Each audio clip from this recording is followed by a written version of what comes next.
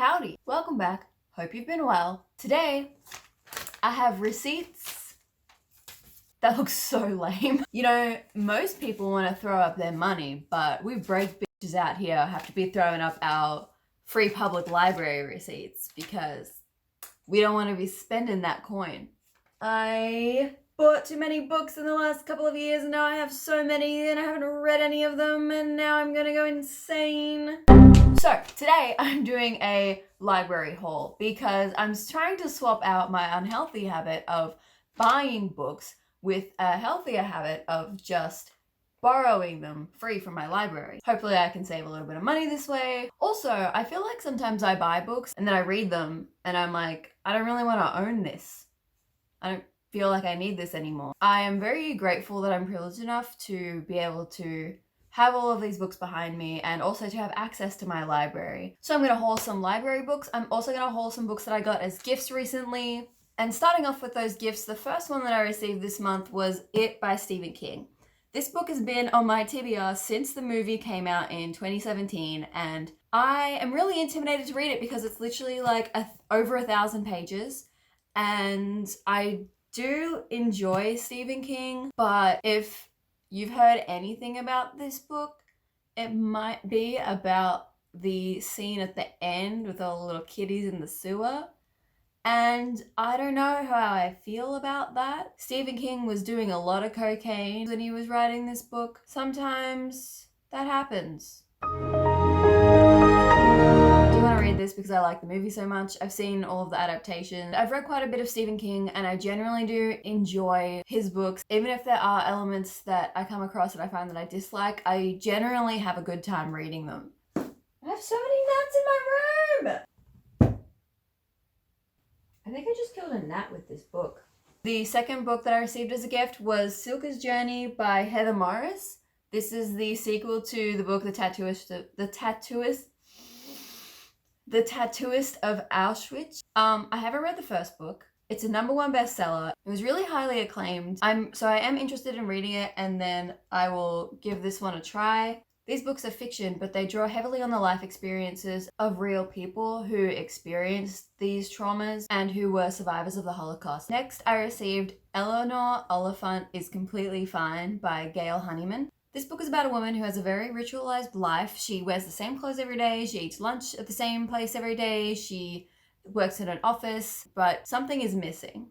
That's really all the blurb on the back says about this book, so I'm kind of interested. The next book I have is Sherlock Holmes and the Christmas Demon by James Lovegrove. What a name. This is an original story based on the characters from Arthur Conan Doyle. Basically, it's just before Christmas, Sherlock and Watson are chilling out when a new client arrives at their door. This client is the daughter of a wealthy dynasty, and after receiving a lot of mysterious packages in the mail, she believes that she's being haunted by a demon. I enjoy Sherlock Holmes stories. I like the cover of this one, so it should be at the very least like a fun, Christmassy romp. Alright, library books. Woohoo! Cover your eyes, kids. This is The 7 Necessary Sins for Women and Girls by Mona El-Tahawi.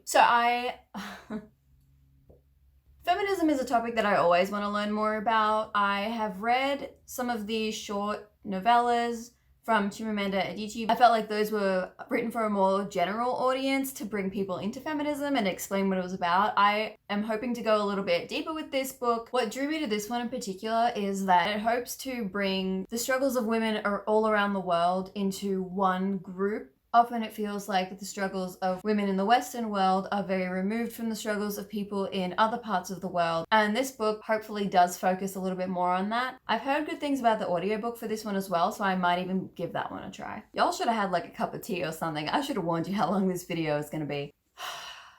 When I got my library card the other week, the librarian was like, there's no limit on books. You can borrow half the library if you want to. She shouldn't have told me that. Anyway, this next book that I picked up was Lonely Planet's Guide to Travel Writing, Expert Advice from the World's Leading Travel Publisher by Don George. So I worked at a travel magazine for a couple of months. I was an intern there, and whenever I had to write a new article or research about a place that I'd never been to, the first place that I would turn for inspiration and for just getting a feel of the place was to go to the Lonely Planet website. Lonely Planet writers have generally very lush portrayals of the places that they visit, and I just wanted to read more about that. This might just be one that I skim through. I don't know if I'm going to necessarily read the whole thing, but they have interviews in here, they have tips on writing good dialogue, finding the right type of diction for your articles, so I'm very interested to have a quick look at this one. My shelves are going down. So I was obviously perusing the non-fiction shelves, and after reading Michelle McNamara's book last month, which was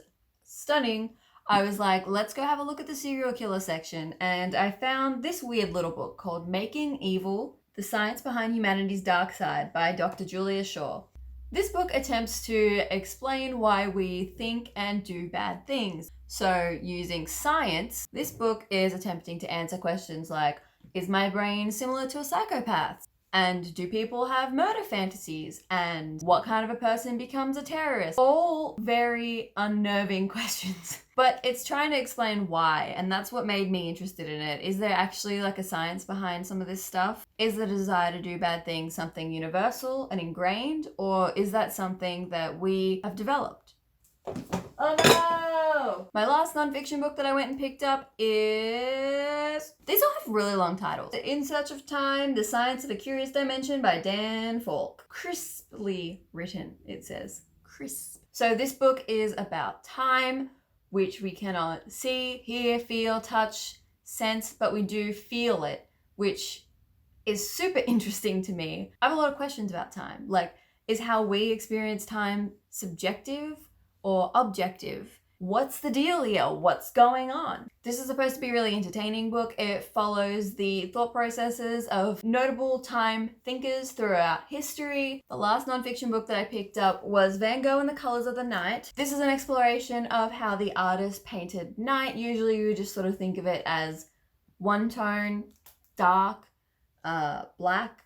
Obviously his most famous painting was Starry Night, not Starry Day. Okay. One of the books I'm most excited to get to, Gemina by Amy Kaufman and Jay Kristoff. This is the second book in the Illuminae series. The first book was Illuminae. This series is a hard sci-fi about a evil corporation, a maybe untrustworthy AI, and we're following these two teens who are trying to survive it all. Really pumped for the second one. I want to listen to the audiobook as I read the physical book because both of them have these really interesting design elements that really enhance the reading experience. So I'm really excited to get to the second installment. You know what I don't understand though is why would publishers make a copy of this book that is this big and then a copy of the book that is this big? What is going on? Next I have Gillian Flynn. I haven't read her yet. This is The Grown Up, which is a short story. I want to start reading some Gillian Flynn books, but I thought this like little short story would be quick, easy to get through, give me a nice little taste of what this author is going on about. I'm really excited about this one because of the synopsis. It follows a woman who is pretending to be a psychic in order to make money and scamming people until she comes across one woman called Susan. Susan lives in this old Victorian house and she is certain that it is haunted. Sounds so good. All right, so something that I've been slowly getting into these last couple of months are comics and graphic novels. I never really read them in the past, but it all started with Saga by Brian K. Vaughan, and I was interested in picking up more graphic novels and comic books. So I started reading Paper Girls by Brian K. Vaughan. This series is about a group of newspaper delivery girls in the 1980s. One night on a delivery run, they run into some interesting, unexpected sci-fi dangers. There is time traveling in this, there are monsters. This is the third volume. I haven't read this one yet, but I really enjoyed the first two, so I'm excited to see where it goes. I also picked up another Brian K. Vaughan series at the library, and that is Ex Machina. I have no idea what this is about. It's the first volume. It looks very sci-fi. I know Brian K. Vaughan writes a lot of sci-fi and is very good at it, so I'm down. Okay, so when I was sweeping up every last graphic novel from my library section, I came across something that immediately caught my eye. I've been scared to watch a TV show. I was intimidated by the book, but I think in graphic novel form, I can handle it, and that is The Handmaid's Tale by Margaret Atwood. And I know the TV show is good, and I know that the book is good. It's so bleak. I feel like if I start watching the TV show, it's just gonna bum me out for like a really long time. And I don't know if I want that. This way, I can consume the story without actually losing all faith in humanity and all our endeavors. So yeah, hopefully this doesn't. I'm just looking at some of, I'm just like flipping through this. I don't know that this is going to be, oh Jesus. I don't know that this is going to be much better than the TV show. But yeah, I'm really interested in the story. I think it's important and I've been wanting to read it for a long time. Hopefully I can handle it. It's not that I don't like, it's not that I can't handle gory things or uncomfortable topics. It's just that The Handmaid's Tale in particular, I feel like, is a particularly bleak dystopia. It's that bleakness that I really have a hard time getting over. Next up, one of my favorite authors. Haven't actually read any of their graphic novels or comics, so I decided to check it out with The Sandman Overture by Neil Gaiman. So he has obviously the Sandman series, which I don't really know anything about. This is the prequel to that series. All I know is that it's about dreams and like the Sandman, he like puts you to sleep, and that it has really trippy art. Like, I don't even know what this is. What is this bird robot bug thing with some fire? I don't know what's going on. I don't understand. Neil Gaiman, obviously a great storyteller, should be good. Okay, and the I can't speak anymore. Oh my god, I nearly tripped. How many videos do I have to make before I can actually speak properly? We're getting to the end. This next graphic novel series that I started reading is called The Wicked and the Divine by Gillian McKelvey and Wilson Cowles. This is the 3rd, 4th, and 5th issues. I read the first 2.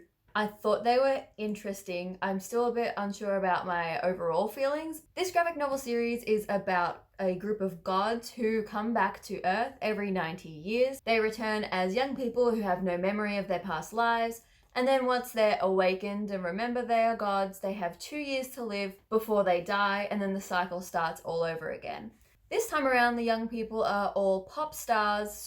We have Dionysus, who is the god of wine, and he's obviously out there throwing his raves. We have Lucifer. We have gods out there from all different types of religions and belief systems.